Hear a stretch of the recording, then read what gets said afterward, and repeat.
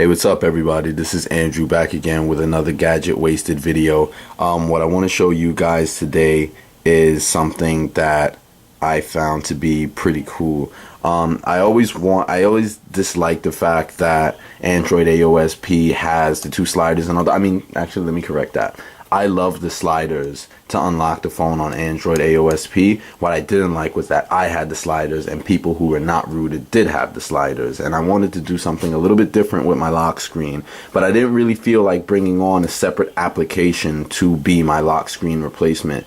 So instead, I decided to explore settings. Now, the settings that I'm about to explore are, I believe, strictly to CyanogenMod. Or any ROMs that are based on Cyanogen's build. You would go into settings, CyanogenMod settings, and set up what they call, go into lock screen and set up what they call lock screen gestures. Now, what gestures are is just as you would think in a physical sense. If you were to see someone make a physical gesture, this is just a gesture that you make on the screen. You would go in and you would click that to activate it. You can show the trail, which I'm going to show you what the difference is right now. You can show the trail if you want, and if you do, you can always change the color that it shows up on the screen, as well as the transparency of it where it says alpha. You would then go into build gestures. Now, these are my gestures: C for the camera, kind of circle or an O for the flashlight, swipe up from the bottom left to the top right to toggle the sound, basically saying if I want it to ring or if I want it to vibrate, and a Z to unlock the phone. What you could do if you wanted to add any more is go into gestures, and this is what they give you the options for normally, but you also do have the option of going into shortcut and activity, and you could pick any of these shortcuts or activities right from here that they give you on the list, or you could go into applications and set a gesture to open up any application you want. So let's say, for argument's sake, I wanted to launch let's say Metamorph. I want to launch Metamorph. What I could do then is just have an M. It's a really crappy M. It looks like I just crashed into a McDonald's, but we're gonna keep that. That's my M for Metamorph. Whoop. Hey, I just spelled calm by accident. Okay, what we would do then is back out, and there was something else that I did, which is in unlock options, and you can see I have checked disable the unlock slider, which means that now when I lock my phone, those sliders are not going to be there, but we're going to use the gestures to do any commands that I need to while the phone is still locked. So I'm going to back out a little bit, go back to the home screen, and boom, phone's off. Now once I turn it on, you can see I no longer have the sliders on the phone. So, and I no longer I do not have the option, but the option is in where what just was in unlock options. There is the option to have your phone unlocked by pressing menu or by pressing the trackpad.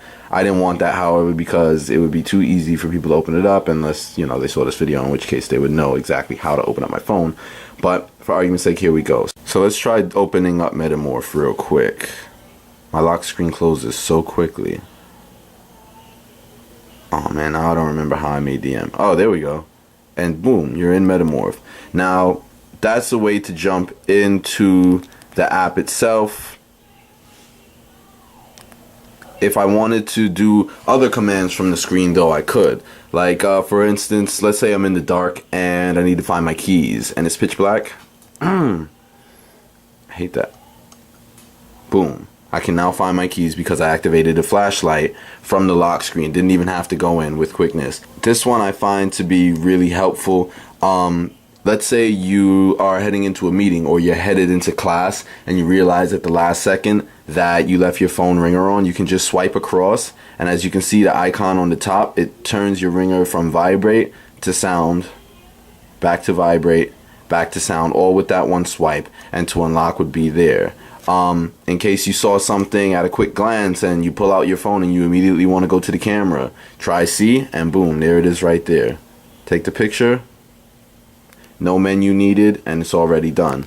That's pretty much how you do it. You can make whatever gestures you want in any shapes. You can also set the level of sensitivity. I don't suggest high levels of sensitivity, because if you're like me and your thumbs and stuff move all over the place, you're gonna be sitting down there trying to do it like freaking Etch-a-Sketch the whole time, trying to get it perfect, and you won't be able to get in your phone, especially if you disable the menu and trackpad enabling to unlock it. That's pretty much how you would go about it. If you have any comments or questions, please leave them in the comment section below, or feel free to reach out to me on Twitter. You can hit me with a direct message. You can mention me. Don't come to my home, but I do update my feed quite often. As you can see, I'm a tweetaholic, and so I most likely will see you. I rarely ignore someone unless you're being a complete jerk, in which case I probably want to punch you in the nose. But instead of punching you in the nose, I just ignore you. I think that's a better way to go about things. And yeah, that's pretty much how you change your lock screen to no tabs and unlocking all with the power of gestures.